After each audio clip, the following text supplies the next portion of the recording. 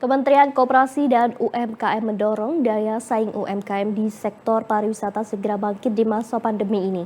Pengembangan UMKM di sektor pariwisata difokuskan pada skala super prioritas, salah satunya di kawasan Candi Borobudur.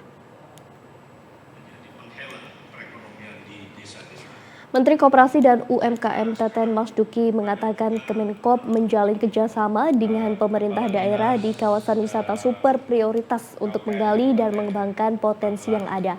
Sehingga pasca terpuruk akibat pandemi ini, para pelaku UMKM segera bangkit dan berkembang dengan adaptasi kebiasaan baru. Kemenkop akan melakukan pembinaan dan pendampingan terhadap pelaku UMKM di sekitar destinasi wisata sehingga dapat bersinergi. Baik Bapak Ibu hadirin sekalian, untuk rekan-rekan peserta pelatihan. Yang pertama, pelatihan kewirausahaan bagi wirausaha pemula. Karena itu nanti pelatihannya saya kalau restorannya, kafenya mesti enak, pelatihan barista yang benar, chef yang benar, bersih gitu, dan itu saya kira benar-benar.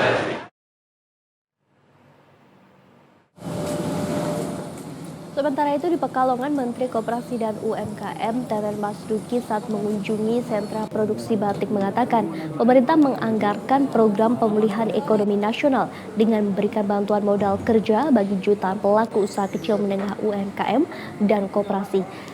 Hal ini agar sektor ekonomi mikro terus bergerak dan tumbuh di tengah pandemi COVID-19. Nantinya pelaku UKM yang belum tersentuh modal bank akan menerima bantuan modal sebesar 2,4 juta rupiah dengan bunga rendah 3%. Untuk dapat menerima bantuan modal ini, para pelaku UKM harus memiliki syarat seperti belum pernah melakukan pinjaman bank.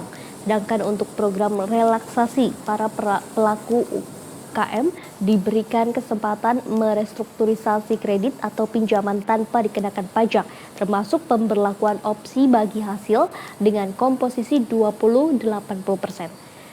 Dengan anggaran sebesar 695 triliun rupiah, diharapkan program percepatan pemulihan ekonomi nasional dapat dirasakan dampak dan juga manfaatnya.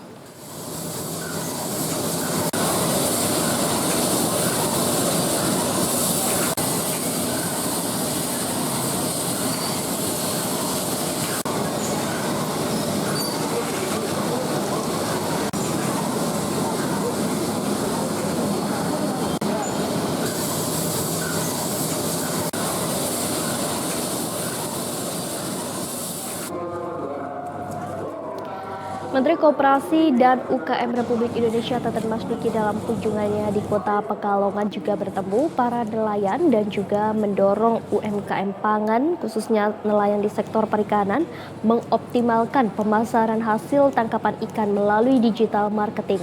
Kemajuan teknologi menjadi peluang yang dapat dimanfaatkan sehingga pelaku usaha UMKM, khususnya perikanan, tetap produktif di tengah kondisi pandemi.